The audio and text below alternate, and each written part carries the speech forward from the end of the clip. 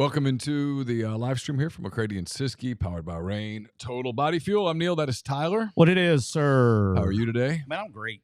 Good. I'm great. I'm fired up. We got our guy, Brian Jones, coming in here in just a little bit. CBS College Football Today. I've got a chance to meet and visit with Brian several times over the summer. Good dude. Working on some other things. I'll let him bring it up if we want to bring it up. I don't know if I can bring it up. I'll let him be the. You leaving for CBS? Neal. I didn't want to tell everybody, but I chased Houston Nutt off to CBS, and now that you. I mean, you're 2 for 2. There you go. How about that? Breaking news. Congratulations. Siskey of McCready and Siskey. I'll be the lead sports anchor for the Who Gives a Shit show. Okay, gotcha. That's what we're titling it. That's fantastic. Yeah. Congratulations. That's what we're titling it. Yeah. But no, good dude. Excited there and all that. So I didn't even have this to talk about. I've been asked 47 times in the last 48 hours. You see Courtney got the big contract at Alabama? I did. Yeah. Mama saw that, and Aaron went to go dust off the old whistle in the old, closet. I tell you what, Neal, if your boy just doesn't show up one day, I mean, I figure, look, what's he getting $8.25? I can probably find somebody to hook me up with a meal. Could put 2 commas in that thing. Big misconception on that deal, by the way. What's the misconception? There's 45 people in college football doing the same job that could do it just as good or better. Oh, if I'm them, I'm thrilled. But good for him. Well, good for him and good for everybody in the business. Dude, I'm talking about everybody's like, whoop, whoop. Oh, absolutely. Let's go. 100%. And I was joking with a friend. I'm glad we'll do this before we hit the audio file, so I'm sneaking this one in before we do the audio file. I told a buddy of mine the other day, he was like, well, he's doing this and that, he's got to manage the NIL. And I said, hey, boss, NIL's been being managed a long time by that spot. No doubt. Before. No nothing new, no. Nothing little inflation, but nothing new. NIL's been being managed. Well, it's great for people that are GMs, though. Yeah. Yeah. Like I said, Mama came home, saw that on Twitter. I bet she did. She came home, started digging shit out of the closets and say, well, what if? She started giving me the what ifs, and I said, I don't deal with hypotheticals. Hypothetical questions. You learned that from Coach Saban. I did, from the GOAT himself. That was great. Anytime he didn't want to answer a question, he would say, I don't do hypothetical questions. But Coach, it's not hypothetical. If it was a hypothetical he wanted to do, he might have dabbled with it. Yeah, he'll dabble with the ones he likes to answer. But anyway. No, it's been good, man. We're rock and rolling. Let's do it. Right. You want to crank her up? Yeah, let's go. Let's do it. I need some rain today.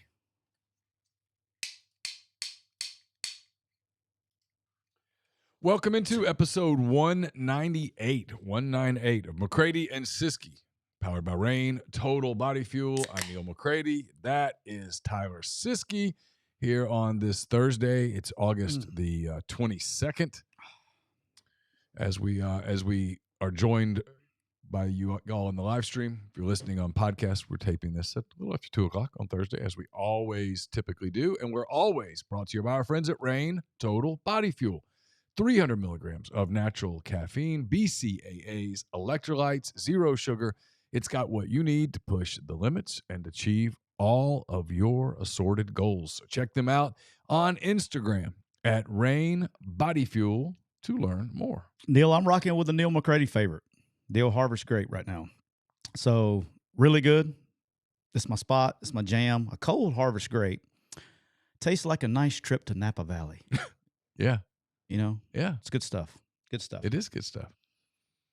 Hey, have you had? Well, I'll save it for later. Go ahead. All right, guys, the Cooper Chevrolet chat is already bumping, Neal. You can go to cooperchevrolet.com, or you can listen to this. They got 5.9% APR up to 84 months and no payments for 90 days, or you can take off $7,100 off MSRP during Chevy's summer drive. You can call the guys at Cooper Chevrolet at area code 256-236-4481. This ends September 3rd, so get on it right now. Shout out, I talked to my man Greg today. We had one of our listeners fisting to buy a brand new Z71 Tahoe from Cooper Chevrolet, so it's almost like podcast advertising works, Neal. It's funny. It's funny how that works. That's what I tell people is that you should try to advertise on podcasts. Yeah. Preferably MPW digital podcasts. The guys at Cooper Chevrolet just by selling that brand new Z71 Tahoe just paid for 3 years of advertising in one sale. So congratulations to our guys at Cooper Chevrolet, and congratulations to you, sir, for getting your brand new Z71. Our buddy Bob says Camus for Siskey. Yeah. Hey Bob. This is can we rename? Where's my camera? Hey Bob, can we rename the Harvest Grape the Camus Grape for Siskey, like a special McCready and Siskey Camus Grape edition? This is great. It tastes like that. Hey, it's not as good as the Camus though. Bob knows the Camus that Bob got us. As I say, as a true wine connoisseur, as we did our wine show, we did. And I demonstrated to everybody how big of a wine connoisseur that I was. You did. When you know a wine is good is when it tastes just as good coming up as it did going down. And that Camus, I got to try it twice that night. That's horrible. I had the old Wuhan flu, and she got me, boys. She got me. Neal got me sick on the trip. All right, guys, we're going to remind everybody too, Neal, that PTG Outdoors, new sponsor of the show, PTG Outdoors, is a Camus boats dealer. They have both fresh and saltwater boats. Speaking of Camus, yeah. Speaking of Camus, look, there you go. There we go. Speaking of Camus that can't get away from me. PTG Outdoors is can't talk now. PTG Outdoors is a Camus boats dealer. They have both fresh and saltwater boats. They sell and service Mercury outboards. They do custom marine electronic installations with Garmin, Humminbird, and Lowrance products. You can get all your fishing needs and custom golf cart retrofits where they replace all of the batteries with a single lithium battery. They have locations in Grenada, Mississippi, Northport, Alabama. You can also go, which I highly encourage because I've been in there and I'm about to go broke here. I've been in there. Love the online store. Go check out the ptgoutdoors.com. So you go to ptgoutdoors.com, check out their online store, and my man Brandon is about to unload all the hunting stuff in there here in the next week. So we're going to be fired up. We'll have a new reader and some new material next week. He's fired up, and it's going to be the premier outdoor store on the internet. Tyler, I know you've had Wendy's nugs dipped in sauce. I know you have. All the time. But have you had them covered in sauce? Yes. Wendy's new saucy nugs takes the crispy and spicy nugs you love and turn them up to 11. Choose between flavors like buffalo, honey barbecue, garlic parm, or if you're a real heat seeker, try spicy ghost pepper, only on Wendy's signature spicy nugs. I dare you. That's 7 delicious ways to try the nugs you've already loved. Pick a flavor, grab some extra napkins, and prepare to nug like you've never nugged before. For a whole new way to nug, it's gotta be Wendy's at participating U.S. Wendy's. Let's go. Knox is a Wendy's guy. He crushes it. There you go. He crushes it. I heard about something today. We're waiting for our guest in a little bit, but we got something for you. I heard Deion Sanders, Colorado Buffalo's football program, recently pursued a non-traditional option when it came to NIL. Jason Jones of Sports Illustrated, want to give credit where credit's due. Jason Jones of Sports Illustrated reported Thursday that former special teams coordinator Trevor Riley, who resigned on August the 1st, revealed in a letter to Colorado Athletic Director Rick George and Sanders that he spent time in the Middle East discussing NIL funding from Saudi Arabia's Public Investment Fund. I even went to Saudi Arabia and got a meeting with the Saudis who were interested in pursuing business. Jones wrote, he wrote in a quote that Jones reported, "I have email receipts to prove it, and you guys let it fall flat on its face." Hello, Scoops. Hello, Joker. Funny you would drop in. We were just talking about your favorite team. Well, Siskey called me, said we had an emergency press conference. Okay. I was unaware of an emergency press conference, but I'm glad to have you here. So, Neal, I need to come by and apologize. Y'all had such a great idea on your show about 6 months ago. Okay. And you said, hey, if I was doing this, we would go get the Saudi PIF fund, and we would pick a team, pick the shittiest team that you want to pick. Yeah. And we'll win the national championship. Like Colorado. Well, it looks like Colorado took that shit to heart, Neal. So I went out there, I gave them the idea. Yeah. I said, hey, look, these bald-headed assholes in Mississippi had this idea. I do their show from time to time, usually on Thursdays before you play. I do their show. And I think it's pretty damn good. And the special teams coordinator, he was in the back of the room, because they don't let the special teams coordinator sit at the main table. His ass is in the outfield back there. Right. And he was over there. I could see him scheming. He looked like a friend of Gotham. So I approached him. He went to Saudi. He brought it back to Colorado. and they told him to kick rocks. And so he quit. He did. And now he's my tag team partner. We're fighting. We're creating crime all over Gotham together. It feels to me, Joker, that maybe he quit in the way that one quits hours before one would be fired. But that's just me. I'm just guessing. Yeah, probably didn't go over great. Yeah. Hey, guess what I did? I took it on myself to go to the Middle East and talk to the Saudis about bankrolling our program. Might not have gone over great with the AD. Colorado, the state of Colorado, probably not the right place to do that. He probably should have. I should have said, "Hey, bud, get the special teams coordinator job in the SEC first. Yeah, they'll probably take your money. Yeah, politics, little things. Hey, just because they legalize weed here doesn't mean that they're going to legalize the Saudi PIF fund. Oh, I said the magic word. I'm waiting for TikTok to ban us. That's the magic word, Neal. What do you think, Neal? Where are we at? What are we doing? I don't even know where to go at this point, Joker. I really don't. This is a lot for me to think about. I just wanted to drop by and let you guys know that I appreciate the idea, but I wanted to come clean and let you know that I did take that idea. It's always interesting to me that you wear the same shirt that Tyler Siskey wears on a given day. I do like the green shirt with the green. Just trying to match, Neal. Yeah, you match for sure. Just trying to match. Supporting Jet Nation. Let's go. Yeah, JETS. All of my Buffalo shirts, I left them in Saudi Arabia, so I didn't have any to bring back on the way back. Gotcha. Well, hey, thanks for dropping by. Look forward to seeing you soon we start our pick schedule. Hey, Neal. Yeah. I'm not leaving town, Neal. I may be here Thursday as well. Okay. Hey, Neal. See you later. See you later, Joker. Yep, that's the Joker. Kind enough to stop in here on the big show. I hope you're back. Yeah, I hope Brian's not watching. He may just say, I think Brian's like, nah, I'm skipping this show. He's like, I'm good. I'm skipping this show. No need to do that. How we doing, man? Man, I'm great. So waiting on Brian Jones to get here. He'll get in here in just a minute. I'll text him in a minute. He's gonna be right on time. I thought that was interesting. That all kidding aside, that he look. All right, I'm going. Hey, right on cue. Hey, if you're on TikTok, I got the ban on TikTok. So right on cue, I got to end TikTok. I'll start it right back up. I knew it. They banned you for which? Hang on, I'll tell you when. Let me end it so I don't get struck.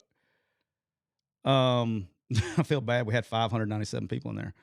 Yeah, you just have to be more disciplined. So I said the word weed. Automatic. Is that right? Yeah, it's got me a couple times. Somebody was asking me about. Isn't that wild? I was doing a live. That word triggers it? Yes, I was doing a live. I haven't hit it yet. So I was doing a live, and somebody was asking me about the NCAA not testing for weed or something like that. And so I repeated the question. Wow. Yeah. So of all the things that you can do. Of all the things, yeah. Yeah, let's try it again. All right. So all I'll do is I restart it, and it gets it back to zero. I'm learning. Can't get me. Funny thing, though, on TikTok. Yeah. While we're waiting. So we've made it, Neal. We have accounts ripping our material from our show and reposting it on their channel trying to make money. They are blocking us from on TikTok so we can't see it. And then they're reporting our material to TikTok saying that it's not our content, it's their content. Oh. So today, the video that Cole did, I think, was it yesterday or today? He did a video about, we were talking about Nico and Jackson Arnold. TikTok took it down, took our monetization off that video, said that wasn't our original video. I was like, yeah, this is literally our show. So how did that work? Were you able to communicate with them? Appealed it. We appealed it. They denied the appeal. And then it's automatic. It's not a person. And so Cole does all the appeals. And so Cole emailed them, and they just told us to kick rocks. So we lost our money on the old Tennessee video. Because there's a account out there that specifically has taken like our last 25 videos, and it's getting like 400,000 views a video. Well, that's not a good thing. Nope, it's not. I mean, we're doing everything we can. We're fighting it. We're fighting it in the TikTok court of law. We're not winning though. No, I wouldn't think we would have much of a chance. We would. But yeah, no, that's happening. I started to say something else, but I caught myself. Yeah, I'm just gonna keep looking for red strikes over there because they're probably like, this asshole keeps emailing me. I'm waiting for a strike. And then while waiting on Brian, he'll be here in a minute. It's a PSA. I'd like to give a PSA to all GAs, all young coaches out there. that the old scrimmage is coming. The old mock game scrimmage is coming Saturday, Neal. Yep. You're going to get your ass ripped. It's going to be one of the biggest ass rippings you've ever had. You can't avoid it. It's never going to go your way. But just remember, it's not personal. You're going to be okay, and they'll forget about it by Monday because they'll be in game plan mode. So it'll all be over. But some of the most classic ass rippings, every coach that's ever done it, every coach that's ever coached has had that ass ripping. So it will be completely okay. You will be fine.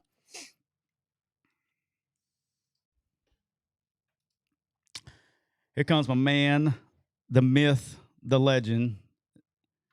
Let me see him pop in here. We got my man Neal McCready's producer skills going on right here. There he is. The man, the myth, the legend. Ladies. What's happening? What's happening? We got Brian Jones, who is the co-founder of Edge 3, which is an athletic intelligence. Hey, Brian, scoot to your right just a hair so you'll be in the screen. There we go. There you go. Yeah, we got the three-way screen going. Awesome. Brian is okay. Brian is the co-founder of Edge 3, which is an athlete intelligence and digital advisory platform. He is the co-host of CBS College Football Today and a CBS College Football analyst, and he has the best suit game on TV. Welcome. Welcome, the man, the myth, the legend. All right, Brian Jones. And I'm gonna start you with something, Brian. We're gonna get to a lot of places, but I'm gonna go with a hardcore football question here, since you're wearing your Longhorns gear. We got one in the chat. We got a super chat from Jim Bryan Logan, I think. He says, "Are y'all still high on Texas this year?" So I'll turn this from "Are y'all still high on Texas this year?" to "Are you, Brian, high on the Longhorns this You see year?" what shirt he's wearing? I see it. That's the reason I asked. I'm usually high on something. I'm joking, America. Hey, I've already got a strike for saying the word. I can't say it. I've already got a strike say from it TikTok again today for saying the word, saying the lettuce word. Oh, you can't say that word. Oh, wow. Yeah, you can say it from here. They can't hear it. You can go ahead. You good? I'll just turn it on. To legalize it, you can't say that word. Wow. Right. That's right. Yes, I'm still high on Texas with that offensive line, all the guys returning. Hell, we should be able to run behind those guys if they're as advertised. So, yes, Jaden Blue is more than capable. Got a lot of run last year with Baxter and Brooks. So they believe in that young man. They picked up a graduate guy today out of the portal, played at SMU and one other school I can't recall. But, that's just for, you would think, practices purposes, and they're hoping he doesn't have to participate once the season starts. But, yeah, I'm still high on Texas. My biggest question mark is Anthony Hill moving to inside backer. Remember last year, the true freshman, all Big 12, he was fabulous, even in the big ball game. He had a big sack versus Bama. And I am having fears of what happened to LSU last year when they moved the freshman phenom Harold Perkins Jr. inside. Now, at every level of that defense, they had issues, especially on that back end. But to move him inside instead of having that presence on the outside where this guy could just hunt, I think it did him a disservice. So we'll see how it shakes out for Anthony Hill. They're saying they're still going to move him around. That and who replaces those big boys they lost to the NFL. Murphy the second and also Sweat. So some people have to emerge there. Last year, the big question mark were the edge rushers. Where were they going to get pressure from? Those guys, they tore it up, man. And it was not just one guy. It was a long list of guys that when they got their opportunity, they were able to get to the quarterback. So the question now moves inside to those interior D linemen, and we'll have to see how Hill takes to being the inside backer. A little light in the ass, if you ask me, but we'll see how it plays out because he can run. Yeah, we actually, it was funny. You said it's funny that question came up. Brian and I had this exact conversation literally like 3 days ago. I think if any team can be okay with the depth that they've lost at the running back position, Texas will be okay. Now, you can't have another one, okay, but you're kind of where you're at. But, like, if you take Ole Miss, for example, got a lot of Ole Miss fans listen. If all of a sudden you go out there and practice, knock on wood, because I wouldn't ever want this to happen to anybody, but you lose Bentley and you lose Parrish for the year, now that makes a difference, right? I think Texas has the ability and the depth to make that manageable, but it is a hit, but I think they'll be okay. And the other feather in their cap is they can lean on that passing game. Those guys can block, and we've got to live off the arm of Quinn Ewers. Now, hopefully, he can stay healthy. That's been his Achilles heel, availability, and he's got to be more consistent, definitely down the field. So they can lean on that passing game, and if that running game is not up to par. All right, I got some questions for you. All right, so we got so you're moving from the greatest land ever to CBS. You're trading us in. CBS just said the SEC wasn't good enough anymore, so they're going to the Big Ten. And it's funny. I know it's kind of comical for you going to the Big Ten now that you're a Texas fan. You're going to be able to see them every week and all that stuff. But I know you've done all your preseason work and all that. You've done all, and you're ready to go. It's very obvious for anybody with a football mind that Ohio State and Oregon have the two best rosters in the Big Ten. All right. Who do you, in your opinion, and because you got to do it for a living, in your opinion, who do you think has the edge when they got to play? Who do you think has the edge? Who you giving it to and why? I think they play twice. Of course, Ohio State goes to Eugene. I could see Oregon winning that ballgame. Dylan Gabriel is a hell of a quarterback, man. To go from Bo Nix, who I didn't believe was fixable, to fix him between Dillingham and Will Stein and turn this guy into a first-round pick, and I believe he's going to start for the Broncos. Now you've got a proven commodity from UCF, from Oklahoma to Oregon and Dylan Gabriel. I think they could win that one at home. I'm going to give them that. There's going to be a rematch in the Big Ten championship game. I think Ohio State wins that one and wins conference. Ohio State, this team, they're always talented, but dang, what they did with that portal money, that's pretty impressive. Now, Will Howard, still some question marks about the kid. He can make every throw, and he's a big dude, 6'4", about 240, 250, and he can run. So this opens up that offense for Chip Kelly. This is everything he wants in a quarterback. And so you, as a defense, they're going to put you in conflict, man. Now this guy can use his wheels. We know he can throw, and with these receivers, and they just keep bringing them in. This new freshman, was it Jeremiah Smith? Yep. Jeremiah can ball. Oh, my goodness. This guy, there's a reason Julian Fleming said, I don't think I'll go over to Penn State. Get a little bit more run there. They need some fast switch muscles in their wide receiver room. So I think Ohio State wins it. Look out for Iowa. Their defense, they're just too dang consistent. And if they just get a smidgen, can I just get a smidgen? Just a little bit of offense. Just a smidgen. That's all I want. Okay? Oh, there we go. Look at Chuck Long. What's up, Chuck? I got Hawkeye fever. It's just bubbling up in me right now. I mean, you just got like the biggest vote of confidence. I mean, we talk about Ohio State, then Oregon, then the first thing after that is Iowa. I mean, look at that. He hit Iowa before Penn State. Yes. I mean, we get Caitlin Clark and Brian Jones in the same year talking about the Hawkeyes. That's a W. I was born in Iowa City. How about that? Actually born in Iowa City, and Hayden Fry, when he was recruiting me, because they were damn good back then, they were getting ready to play UCLA in the Rose Bowl, and he used that as best as he could. I took a visit up to Iowa City.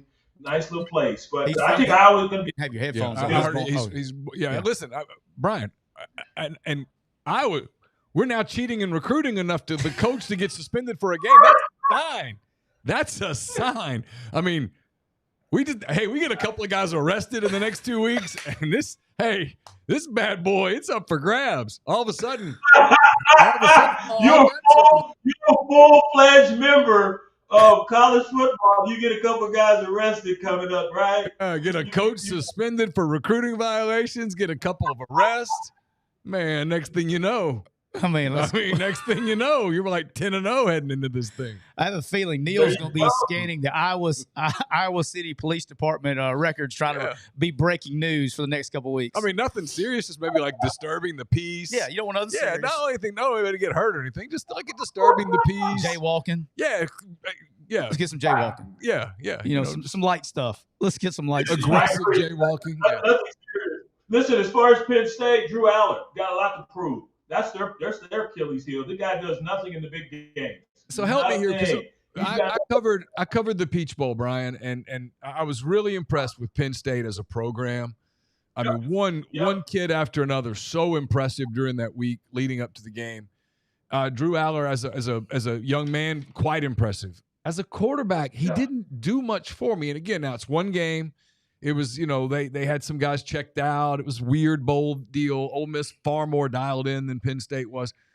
But Aller didn't make some throws that really good quarterbacks are supposed to make. And I hear people talking about him as a first-round pick and that kind of thing. And I don't know. I like you said, I think he's got to really step up his game if Penn State's going to take that leap from 9-3, 10-2, which is very respectable, to truly being a title contender. Who has him as a first-round pick? Body-wise, stature-wise, yes, looks the part, but you have to prove it. And he has not even come close to proving it, at least in these huge ball games. All the talent is there. Let it go. And they're hoping this is the year where he just lets it go and he can ball, because he's an athletic young man, has everything you want, but we have yet to see it come to fruition, especially in those significant ball games. But Penn State, those four will be in the mix. Look out for Rutgers. Rutgers, speaking to Greg Schiano, Rutgers, here's 5 reasons. Ohio State, Michigan, Penn State, Oregon, USC. They played none of them. 0. And Schiano thinks he has a hell of a roster. I say, Coach, what makes you like this roster? He said, I got some NFL dudes on this team. So look at, and who led the Big Ten in rushing a year ago? Yep. It was Rutgers. That what's his damn name? Running back led the Big Ten. I can't think of the kid's name though. Yeah. Now I don't know about Callie McManus coming from Minnesota. We'll see what he does, the Greek gunslinger. But he's back with his OC he had at Minnesota. One thing about going back to Penn State, I think one thing I'm looking for early, and I've told Neal this before, but the thing with me with Penn State, they're very similar in my head, like Clemson. They got 2 solid guys that you have to get elite performances out of the quarterback spot to get to where you want to go. Now, the thing to look for Penn State is Andy came over from the offensive coordinator, Andy from Kansas, came to Penn State. Our good friend Tom Allen, Tom Allen's on. So they got 2 new coordinators with Tom Allen on defense, and they got Andy on offense. He's in a very aggressive offensive coordinator, play caller, and that's so against what Penn State has been for so long. I want to see, does he bring Penn State to his mentality, or does he fall in line and kind of do what's been going on at Penn State for a while? So that's the one that's the wild card out there for me. If they can get aggressive on offense and start putting up points, and now you got that defense with Tom Allen running on the other side, they're going to be hell for people now. They're going to be that could change things. I agree. 100%. Love Tom Allen's energy. That dude has it in spades. And just listen to all the kids talk about what he's brought to the table. They love him. Moving Abdul Carter to that edge spot too, more defensive end than linebacker. That's where you want to be. And you guys know that. You want to be an edge rusher. You don't want to be a defensive end or outside backer. Make me an edge guy that can get to the quarterback. That's where the money is. We'd lose him. They'll be fine. But offensively, right. Elnick? What's his name? The new OC comes from Kansas, because he had Jalen Daniels, another kid who needs to stay healthy. But yeah, he's got to put his stamp on this offense. That's why they brought him in. Yeah, absolutely. I'm going to skip around a little bit. I'm going to get to some fun stuff here in a second. All right, so for people that don't know, you were an all-conference linebacker at Texas back in the day, back in the heyday of like real when football was real, and there was men's over there before we got all soft with all this targeting and all that mess, right? In the 90s, you got drafted in the NFL, okay? Yep. And so I got thinking about this last night when I was watching Hard Knocks, and so they show this every week on Hard Knocks. So do you remember what your signing bonus was in the NFL, and what did you do for the talent show when you were a rookie?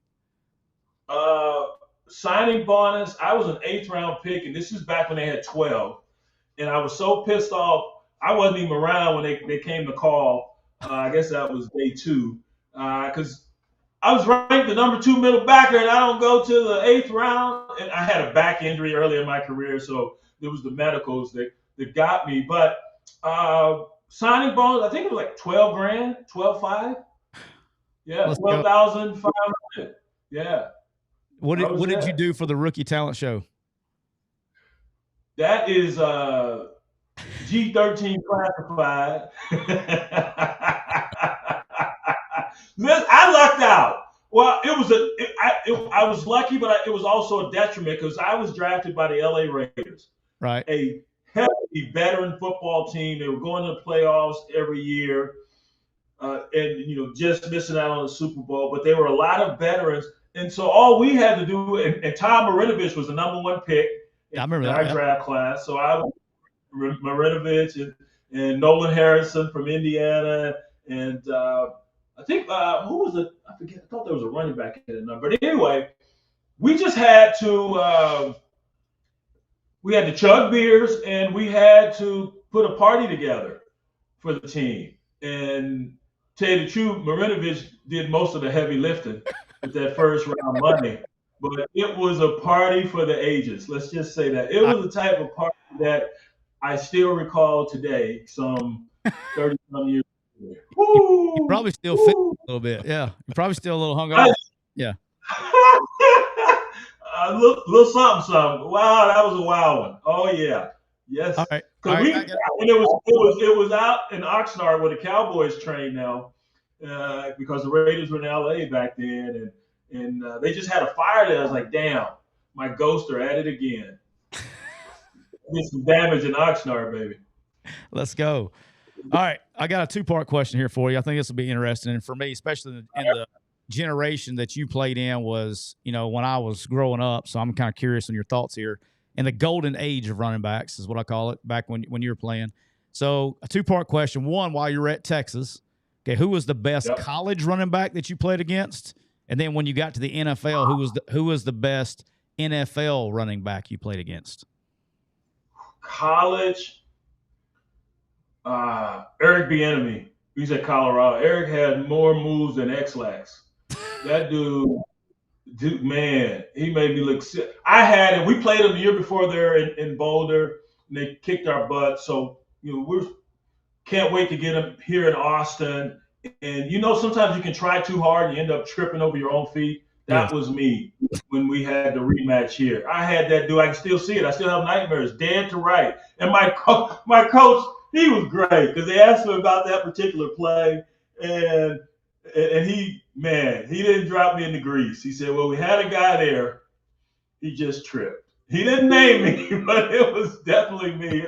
Thank you, Coach Fuller, for not dropping me in the grease, baby. Bieniemy, A&M, the late Darren Lewis. We just lost Darren. Tank was his nickname. Darren, he was first-round pick to the Bears. Tank was a hell of a back. He got me a couple times. I got him a few times too our senior year though.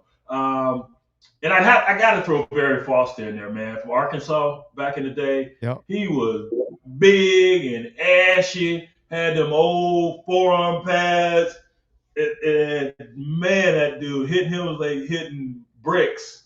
Whew. Yeah, those would be my 3 in college. All right. Pros?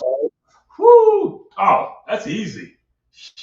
Well, I hit Ironhead, the late great Ironhead, and it was, you remember those cartoons where you run the brick wall and the character just slides down the wall? Yeah. That was me, Ironhead Hayward. But Barry Sanders, man.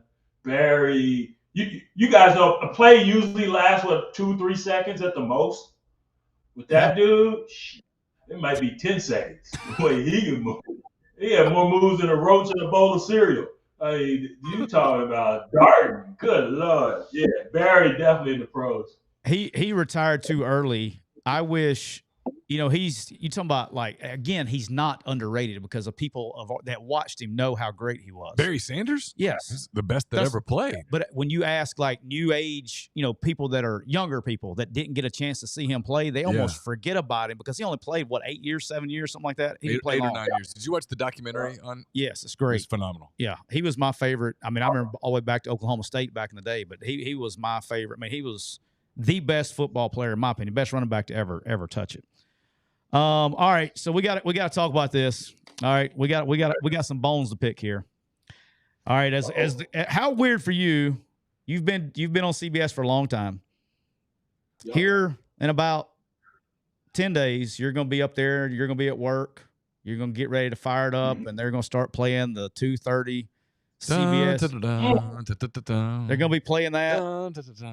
And my whole life, Brian, it's either been the SEC game of the week or Army-Navy game. That's it. Or the Sun Bowl. The Sun Bowl. That's it. That's your options. How weird is it going to be for you? Now, I know for you, it's going to be weird when you're going to be covering the Big Ten after it. But I told you this privately the other day. I don't mind. I'll share it.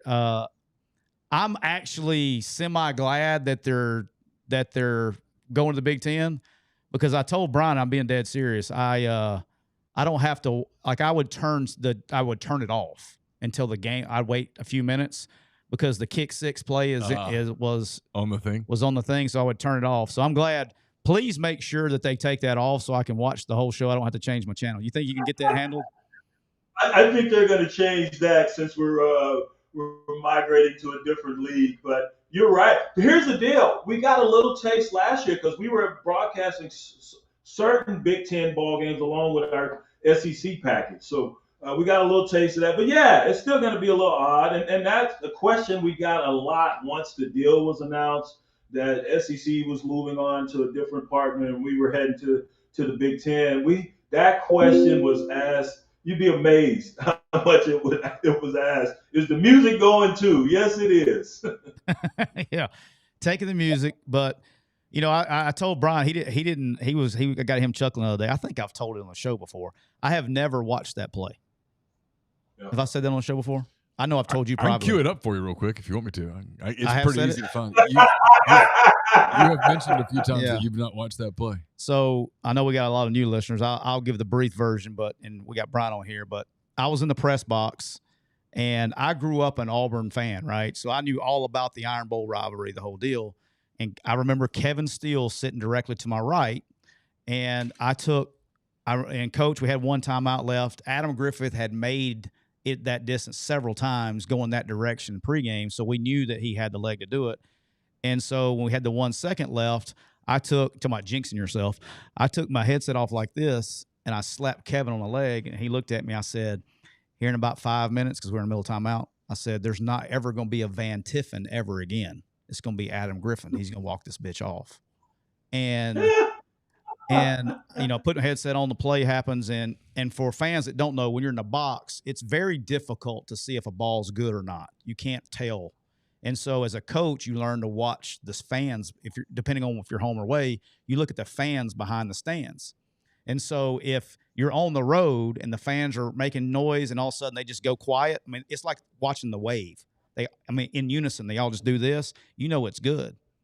And so when he hit that, I looked and the fans just went quiet. Well, the ball was going right down and it fell short. And it did fall short. Yes. It did fall short. I'm aware. Highly aware. And so we practiced that every single Friday. Is one of the last things we did in our walkthrough. And we had, the way we fit that is we had a contain guy that was supposed to knock it back inside. We had our guys running inside out. And I told Brian the other day, when he came up, he came out running down the sideline. I took my eyes back. I'm not going to throw my guy on the bus. You can go watch the film. But I went to our contain guy and watched him. I remember saying, we're good. He's there.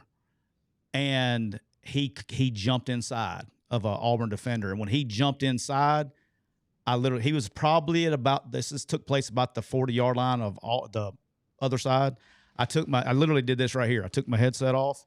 I folded up my deal and I walked. There's a door in the press box right behind it. And I was in the elevator. I've never seen him cross midfield on that play ever in my life.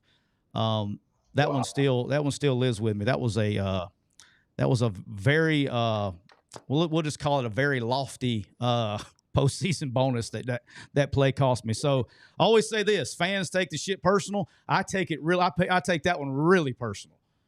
Right. Mama took that one personal too. That was like college education's being paid for bonus right there. So mom was even pissed about So that he'd one. been making 57-yarders in warm-ups? He hit it. He hit like 4 from he hit a 60-yarder in pregame that day in the same direction. So coach, Was it 29 that stepped in? no, I don't know what number. No, he was 99, I think. I think Adam was 99. It was the very last play of the game. 29 was our holder. I was looking for the guy you're talking about. Who are you talking about? Adam Griffin? I'm watching the play. Don't do that. I'm looking for the guy who went inside. Oh, no. Ah. I'll tell you who it was afterwards. He did okay, though. He got drafted and played in the NFL. He keeps scoring. He's our right wing. But yeah, so it. Oh, I see it. Yeah, you see it? Yep. When you see him jump inside? Yep. And so I literally got up and walked out, and the elevator was shaking. And I told Brian probably the most eerie thing about that, and it's something that will never probably ever happen again. Probably the most eerie thing is when you leave. I got in the back of the elevator. I was the first one there. The elevator's shaking because legitly shaking. And everybody kind of meandered into the elevator. They shut it. We go down, and we walked. And you know exactly what I'm talking about because you cover 1,000 games there. Yep. We walked out of the back of the press box, and there's a road that goes around and down to the visiting locker room in the back. Mm-hmm. We were the only souls to be seen. There was not one human being outside of that stadium for that entire walk from the press box all the way. And we walked, and because I was thinking when you go to LSU and you leave the press box or somewhere like that, and it doesn't go your way, you get trolled, verbally abused, things thrown at you. There was not one soul from that entire walk from the back of the press box all the way around. And that happened. It sucked. I've never watched it. Never will watch it ever. So I understand. Yeah. So I get it. It hits a little different for me. So I guess my point of drill is this, Brian. I'm telling all the Alabama fans, if you're pissed off about that game, you weren't no fucking pissed off than I was. All right. So, and still am. I'm still pissed about it. All right. We're going to do I want to do a speed round with you. Okay. You ready to go? Hey, real quick, Grind from our chat, one of our loyal listeners wants to know, as a Texas player, what was the more intense game? Was it A&M or OU? Oof, both, man. Because A&M was really good back then. The 2 years I transferred from UCLA, so I played them twice, both of those teams twice. OU, you knew you were gonna be sore. That was a cold tub game, yes, and the same for Texas A&M as well. Man, we had a big fight in midfield. My junior year, we went to College Station at the coin toss because they would bring all their team out with their captains, and we didn't know what the hell was going on. So we we're gonna go out with our captains, and the next thing you know, fists were flying. But both of those, I can't pick just one. And then throw in the Arkansas game because that's a rival. And you go to Vietnam. You mentioned them throwing stuff at you at LSU. They were throwing stuff, talking about your mama, your daddy, everybody. And Vietnam ain't no joke. I mean, they're starting I've tried to tell people this. I've never heard it called that. Have you heard it called that? Yeah, I've heard it called that. Which one? I have one girl that graduated from Arkansas and one that's a senior there now. And I can't remember which one told me this, but during that Texas-Arkansas game, she didn't grow up an Arkansas fan or whatever. She didn't grow up a fan of anything, The Bachelor. She told us later, she said, that was intense. And I'm like, what do you mean? She goes, yeah, that was intense. That was totally different than anything she'd ever really experienced. She was they don't play. She was like, hey. She goes, we hate Texas. And I'm like, we hate Texas. She goes, well, everybody hated them, so I guess I was supposed to hate them too. And I was like, I guess so. Yeah, I can't imagine how juiced. If somebody asked me the other day if I could pick one college football game to go to all year long, what would it be? My answer is to Texas A&M game, first game back. Can you imagine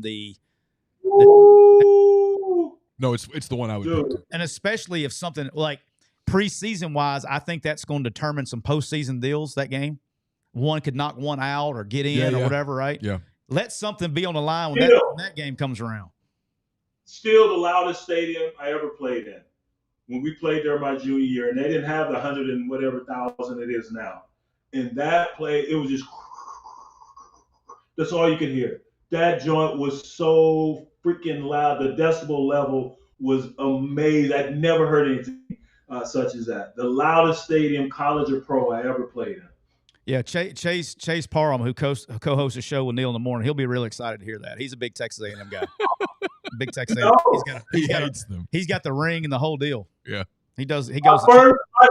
My first game on the Saturday SEC on CBS was in College Station. It was Johnny Manziel's senior year versus Alabama. So, oh yeah, again, we get after that ass that day. We got after that ass. Yeah, you did. Joe did. He threw my man Vinny Sinceri returned about a 70-yard touchdown. He ran about for 45 minutes, and then he got home. We clipped about 47 times on that play, and I never threw the flag. So all you conspiracy theorists go watch. Everybody that gets conspiracy theories about Alabama officials, I can't argue with them on that play. We had, I think every player but the guy with the ball clipped somebody on that play, and they let it go. All right, hey, I got some good stuff for you here. We got the speed round for you. Ready to go? Come on. All right, here we go. Ghost, real or not real? Hell yeah, they real. Of course they're real. 2 incidents. The hotel last weekends we stayed at the Conrad Hilton, and I'm a Hilton guy, but there's certain rooms. One night, dude, there was shit flying back. I could hear it. I couldn't sleep. Like, what the fuck is going on? And I tell the guy the next morning, he's like, yeah, we've had reports on certain floors of ghosts because this is an old building that we repurposed for a hotel. I was like, well, I would put me in that fucking room again. That I got no sleep. And so yes, and number 2, there's a great steakhouse outside of Las Cruces, New Mexico. Double Eagle. The little town is called Mesilla. At the Double Eagle Steakhouse, and there's a certain room, private room in the back. They say it's haunted. They take you back there and they'll shut the lights off. But I didn't stay long. I didn't stay long enough for the ghost to come. I said, okay, I've seen enough. Yeah, I believe you. All right, question 2. Oh, yes. Aliens. Are aliens real or not? I'm going to say yes. We can't be the only life form hanging out, can we? There's got to be something else out there somewhere in a galaxy far, far away. I've said this a million times. You walk outside on a clear, dark night and look out and you see stars and stars and stars, and you realize that's like 1/80 gazillionth of what's out there, and you're like, of course, it's something else. We're not the only ones. That's so arrogant for us to think we're the only ones. It is. It is kind of. Yeah.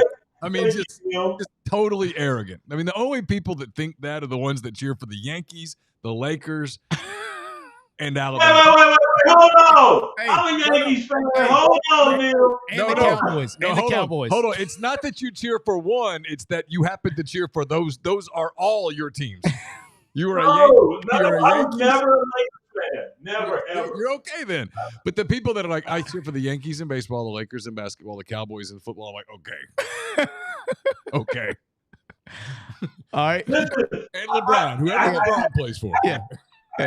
Cowboys, growing up in Texas, lifelong Cowboys. Grandma hated the Yankees. That's how I became a Yankees fan.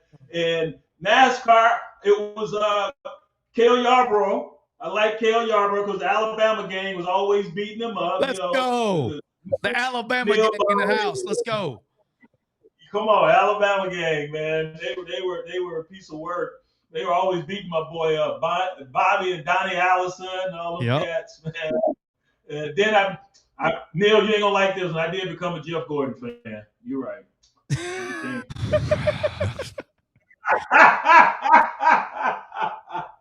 All right, Brian, here we go. Did the moon landing happen or was it staged? That happened, man. Come on.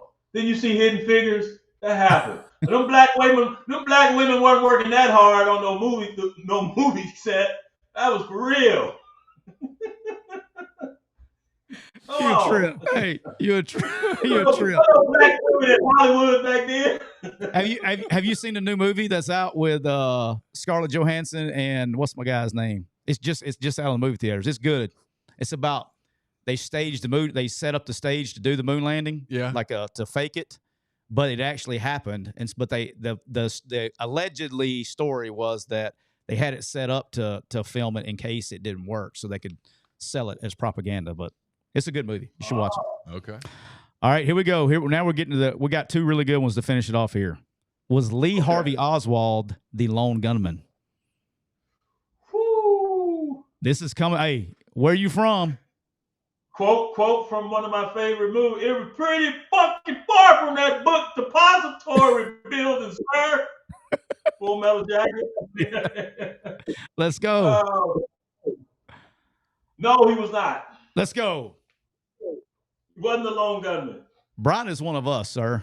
Clearly. Brian is one of us. Yes. Yeah. All right. Last one. All right. You either instructed him on what to say or he is one of us. No, he is one of us. He is one of us. All right, here we go. Never take instructions from someone, Neal. Come on, man. I gotta keep it real. After these answers, he may have to be a part of us when CBS sees this. They may not like it. Right. All right, here we go. All right. As an NFL player, okay, you watch the NFL game, I know. Has the NFL gone too far with the new kickoff rule? No. We have kickoff back. Man, that's just a long Oklahoma drill. How much separation between the two lines? Those guys were about 5 yards apart, 10 yards at most, so they can mitigate some of the collisions. Hell no. You get to that first line, you gone. I love it. Run them back, run the ball back, and they kick it in the end zone. No, they haven't gone too far. They will continue to tweak it, but at least we have kickoff returns back. All right, but here's my deal. I don't like it, okay? I don't like it. I'll tell you why I don't like it. How can you have 12 people on the field, all right? The kickoff team's got 12 people on the field, a guy holding it, and he's got to run off. And it's a kicker of all people. So when he jogs off, he's like waving at the crowd and shit. That bothers me. And then they say they're doing it for player safety, right? Ain't nobody blocking anybody. It's like I started to say something to get us banned. Smear the you know what back there because there's 11 guys running through with nobody blocking, and they just get what? That's not on the rule. What's that? That's on the coaches. That's on the coaches. They put them 5 yards apart, and they can't move till he catches the ball. So all these dudes are looking backwards, and by the time they turn their head around, they've already been ran by. I do love. They're gonna have to tweak that.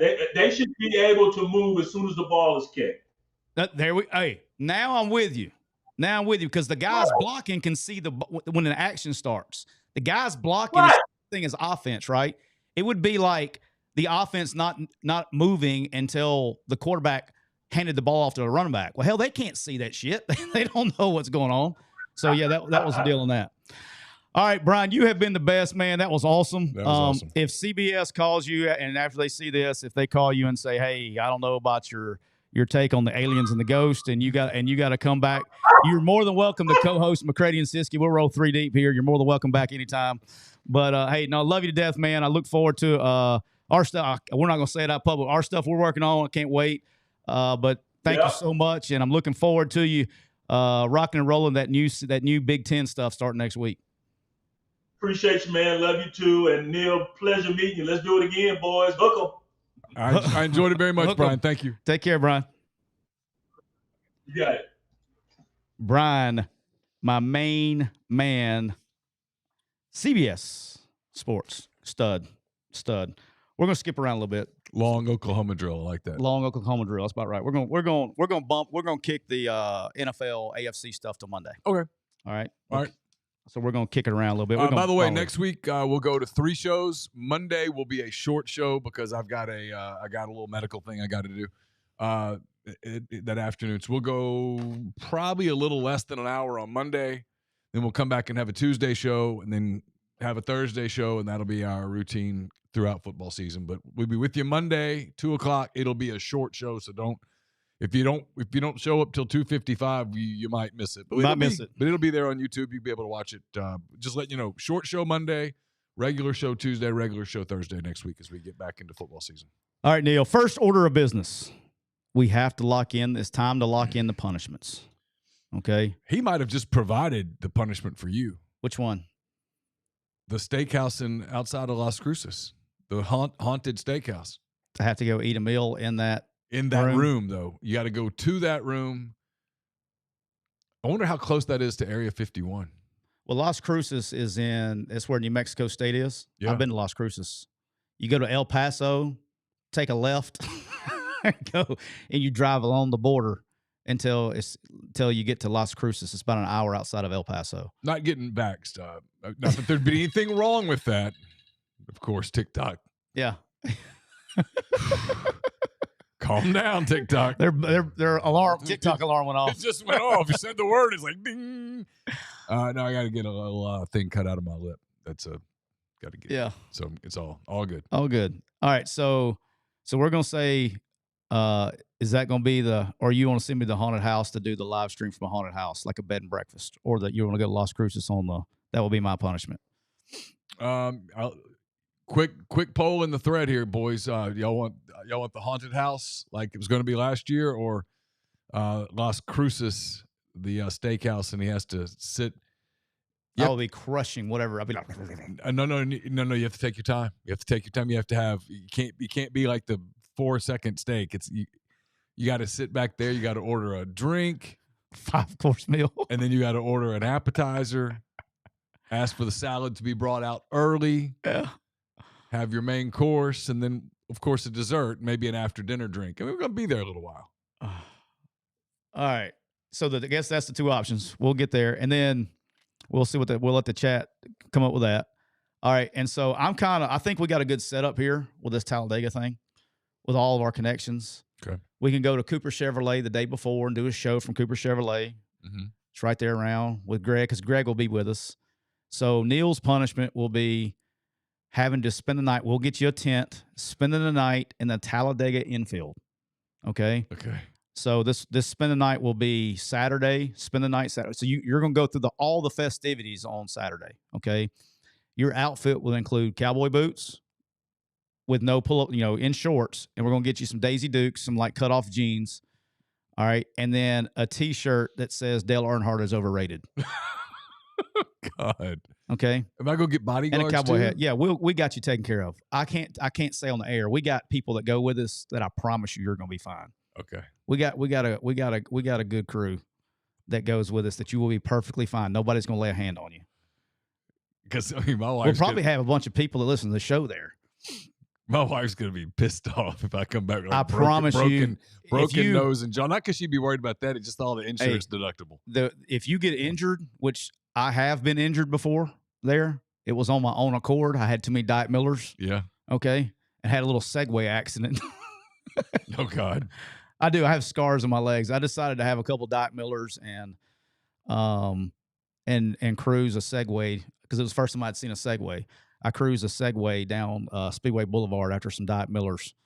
And, hey, we can get our guy T-Guns with us. Okay. T-Guns is in the chat. I don't know if he's still in there. He can meet us up there. I promise you, we got enough people to keep you perfectly safe. All right. We got that taken care of. We will provide security for you, sir. And then you got to take a shower in the communal shower area and all that stuff the next day. All right. You down? All right. So I do that. I wear that the day before. Spring race. Spring race. No, that's your outfit for the weekend. We'll let you bring some new draws, though. Okay. But that's your outfit for the weekend. Okay. All right. You down with that? You got to give me 2 of the shirts I can change from I got you, dog. nasty shirt to cleaner I got you 2 pairs of draws and 2 shirts. All right. You good? Fair enough. All right. So what did we come up with the chat? Are we going they want a haunted house. All right, we'll do haunted house. We'll do the haunted, we had a bed and breakfast. We'll go to a bed and breakfast. I think where I came up last year was either Charleston or Savannah that had the ones that were haunted bed and breakfasts. Yeah, I found a couple, and I've subsequently found a couple more. Yeah, and that are believed to be haunted. Part of this deal is our good friend Bob has got to go with me. So he was talking shit. So Bob has to go with me, or we'll get our good friends at Comer Heating and Air to go with us. Somebody's going to go. What does the T-shirt say again? Dale Earnhardt is overrated. Okay. It was going to be Biden Harris 2024. No. But that's probably not safe. That is not safe. That's probably not safe. That's probably not the right Most crowd. people would probably figure out that the Dale thing was a joke, right? Well, they probably, when the cameras are following you, they'll probably get it figured out. Yeah, okay. Yeah. But you not being to Talladega and the Speedway Boulevard is going to be an experience. I passed by Dega a couple of times last weekend. Yeah. But I didn't. You drove right by it. Well, we talked about taking the exit and driving over to the thing, but we didn't. Yeah, it's not a whole lot to see when it's it's gonna blow your mind. It's redneck Mardi Gras, literally. Like when the sun goes down, the poles go up, and the beads come out. Some real buttes, Clark. Some real buttes.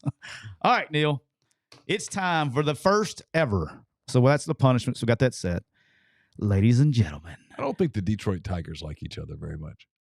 What, it's two collisions. Would the record have anything to do with it? Two collisions that have happened in this game involving Tiger defenders, and both times there wasn't a lot of reconciliation.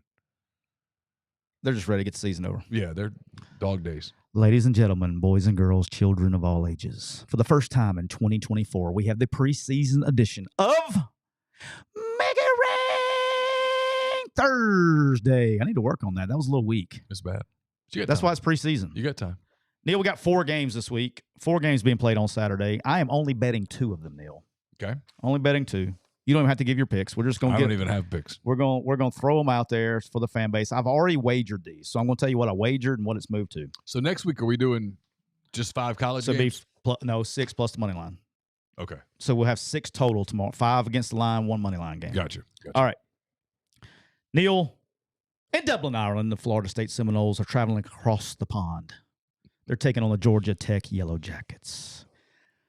The Florida State Seminoles are favored. They were favored by 11.5, which is where your boy got it at 11.5. And guess what, Neal?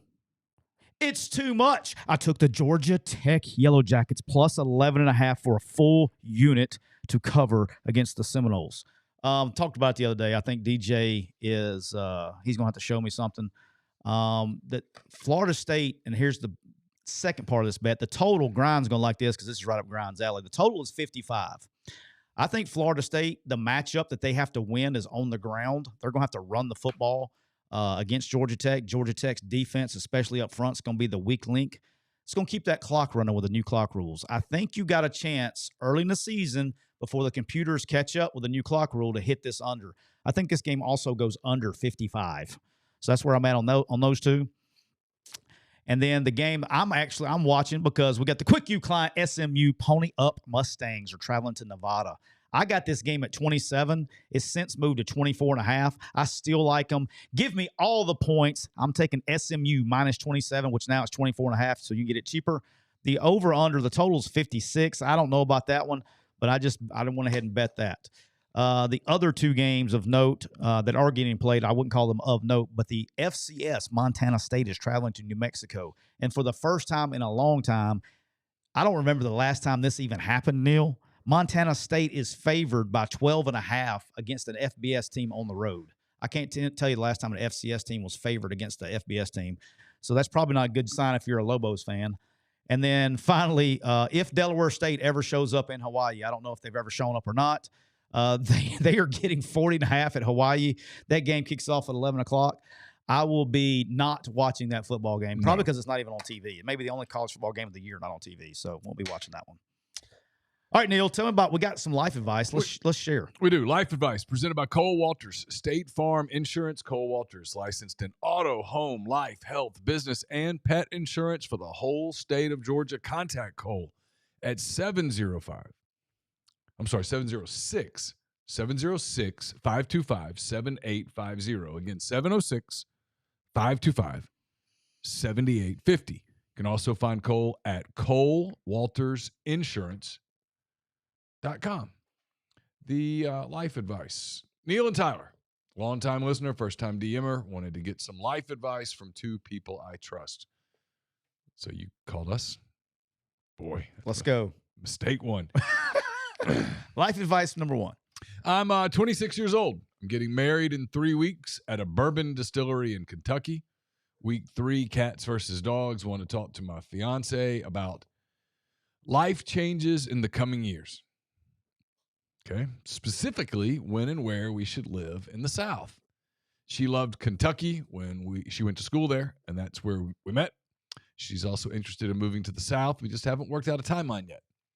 For context, I was born in Kentucky, and my whole family is from there. Lived in the suburbs of Chicago in my childhood.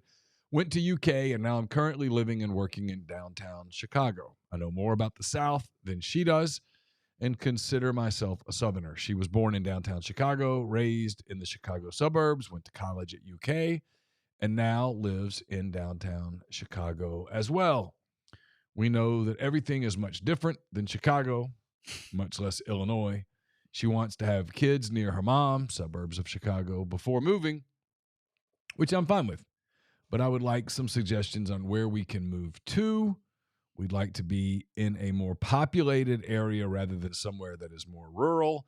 I'd love to be near water as well, lake or ocean. Would love to hear some spots I may have never heard of. Lastly, and this one is more important, what's the best advice to give to a new husband?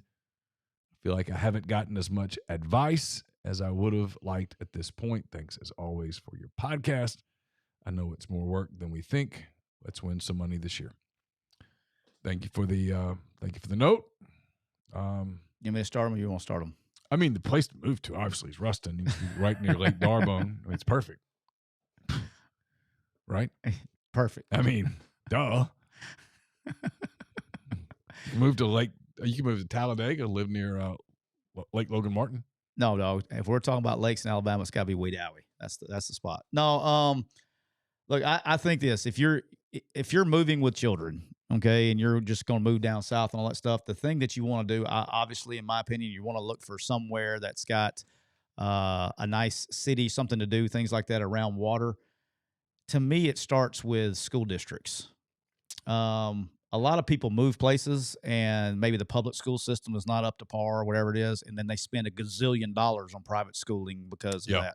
So my suggestion would be to find somewhere like a perfect spot, not even joking around, but somewhere like Spanish Fort. Yeah, I was thinking Spanish Fort. Somewhere now you're in Mobile, you're around the ocean, you great weather, lot to do, but somewhere that's got a really good public school system. Gulf Shores is freaking great. You know, places like that's got to research the public school systems before you even. That's how I would narrow it down with children, because even if you don't have children before you move, when you get there, you will have children, and so moving into an area with a school district is going to take precedence. Right now, before you have children, you don't think that's very important. When you have children, it will be the number one criteria of when you move somewhere. Yes. As somebody as a 3-time world champ and as somebody who has moved 10 times, Neal, the very first thing when I tell my wife, hey, I'm taking a job here, the very first thing she does is go look up the local schools and make phone calls about the school system. Sure. And all that. And we buy houses because when we go, that's before we go look at a house. So when we go look for a house in that area, she says, we want to be in this school district. I mean, as for booming areas in the South, it's a lot of population and there's a lot of stuff to do with great schools. I mean, Nashville, all of North Alabama, frankly, all of North Alabama is booming. The Chattanooga area, yes, a lot happening there. Obviously Nashville, but Nashville's big. I mean, Nashville's not just it's big. really big. Nashville's big. Yeah. Like Chattanooga's a really good suggestion. Yeah. But there's some of the burbs outside of Nashville. You got to kind of get a little ways like out. Franklin. Yeah, you got to get out a little. Franklin's pretty expensive now. You better be making better be making some coin. You never know. He could be. Could be. Let's see where else. I don't know. Those are the ones that come to mind off the top of my head in terms of locations. Yeah, obviously lots of areas in Texas are very popular. People are moving to Texas in droves right now, which might be to the point where it's so crowded that it's not as popular. But yeah, and then as for the husband advice, I mean, kind of one word: communicate. Yes, that's the big one. Communicate. Is that a bad word? Did we? No, we get long flagged? one off. Making sure we're good. You never know. You never know with TikTok, like what might upset them. You never know. My on the lines, obviously communicate's very important. My marriage advice for somebody that's just getting married is, because you both have jobs and things like that, it's something I had to learn on the fly and I still wasn't great at, is be present. When you're home, be home. And that was very tough for me, but be present. And when you're home, be home. And I don't care if you've been married for 40 years. That's good advice. I have to remind myself of that. It is. When you're home, be home. And especially with phones and stuff now, yes. it's super easy to, And like doing what we do, it's pretty, like you get calls from clients all the time. Yep. Something happens on the Ole Miss beat. I got to go right. I feel like I got to write right now. Yep. You begin to realize, well, that's time that I took away from spending with my family, and sometimes that hurts feelings. Yeah, I no doubt. So yeah, I would say be present. And especially when you have kids. Whenever that time comes, that's one that if I had a do over again, that's one thing with coaching. I felt like I wasn't present. I was home, but I wasn't home. I thought even though the limited time that I had the limited time I did have at home, I didn't turn it off well enough. That was probably if I had to do it over again, go back, I would be better at that. Yeah. That's where I feel like I failed my older two. Now, my young one, he didn't know any different, but my older two, I feel like I failed them at that. And then the other one that I would give that I wish someone had told me when I first got married, don't wait to start a family. I mean, assuming you want a family, and it sounds like y'all do, don't wait to start a family until everything's perfect, because it's never going to be perfect. There's never going to be a perfect time. You're never going to have everything lined up the way you think that you have to have it lined up to be parents. That's just doesn't work that way. Don't assume that it's going to happen. All jokes aside, that everything's going to work out right away, and it might take you a minute. So if you know you want to have a family, don't wait 5 years because you're waiting for everything to be financially set and all, because that just it doesn't work like that. Bob's in the chat. Bob said, "Don't stop dating your wife." That's great advice. Don't stop dating, and that means like you're going to get like any marriage. Okay, there's going to be ruts. There's going to be arguments. There's going to be things. You're going to have good days. You're going to have bad days, but always pursue your wife like it's the first time that that you're dating your boyfriend, girlfriend. Because the longer, I can tell you this: me and Aaron have been together 26, 27 years now. I'm sure she's tired of my shit. You know what I mean? Like, I'm sure there's times when she'd like to kick my ass, but she was telling me just earlier today. She said, I think Tyler's perfect. He never grates on my nerves at all. Ever. Daily, 65 times a day. But no, that's Bob. That's great advice. So that's all I got today, boss. That's all I got.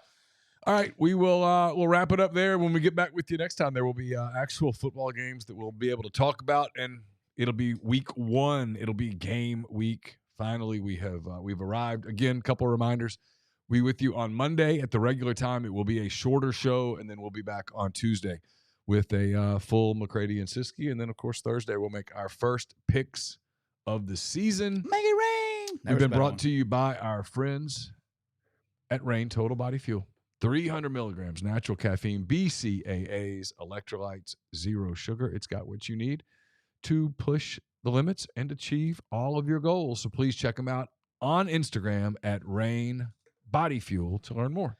Also brought to you by PTG Outdoors. They are a Camus boat dealer. They have both fresh and saltwater boats. They sell and service Mercury outboards. They do custom marine electronics installations with Garmin, Humminbird, and Lowrance products. You can get all of your fishing needs in custom golf cart retrofits where they replace all of the batteries with a single lithium battery. They have locations in Grenada, Mississippi, Northport, Alabama, and more importantly, if you're an outdoorsman, go check them out at ptgoutdoors.com. Check out their online store and make sure you tell them that you heard about them at McCready and Siskey. So for Tyler, I'm Neal. Until Monday, have a great weekend. Talk to you guys soon. Take care.